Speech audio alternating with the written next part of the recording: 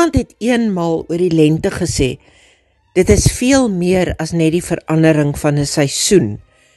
Dit is die hergeboorte van die gees. Oor enkele dae is dit 1 September, lentedag.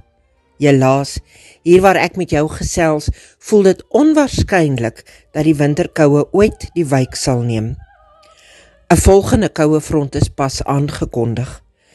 In die Suid-Kaap het ons werklik een van die koudste winters in 'n lang tyd beleef. Die lente voel soos 'n gedagte, die somer 'n illusie. En tog weet ons, ongeag hoe dit vir ons voel, niks, maar niks kan die aanbreek van 'n nuwe seisoen keer nie. Die krag van die koue gaan gebreek word, en weldra gaan ook dit vergete wees voor die hitte van die son se strale. Ek weet nie van jou nie, maar soms voel my gemoed, wat die Bybel gees noem, vasgevang in 'n koue front, vasgeval in verstoktheid. Ek bid vir vernuwing, vir die gloed van die Heilige Gees, wat soos 'n vuur die geestelike koue front kan verdryf. Dalk voel jy teen die einde van 'n lang winter ook so. Daarom wil ek jou uitnooi na 'n nuwe meditasiereeks wat ek vreesloos vernuwend noem.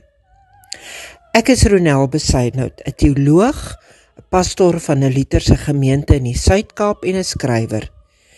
4 jaar gelede het ek 'n roeping van die Here ontvang om met 'n internetbediening te begin vir volwasse gelowiges wat diepgaande geloofsvrae bedink. Dit is 'n gratis bediening wat uitsluitlik funksioneer op vrywillige donasies van lesers. Daaglikse meditasies word soggens 6:30 of saans 9:00 per WhatsApp aan lesers gestuur. Ingesluit is ook geestelike musiek, het sy 'n klassieke komposisie, koormusiek of meer kontemporêre musiek. Op my Facebookblad en webblad is daar ook 'n bypassende kunswerk. Dit is 'n voorreg om jou uit te nooi na vreesloos vernuwend. As jy nog nie hierdie daaglikse meditasie ontvang het nie, kan jy daarvoor registreer op my webblad.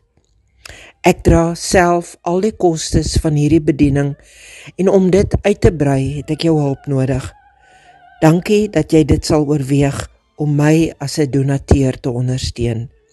En mag vreesloos vernuwend die koue winter ook uit jou gees verdryf.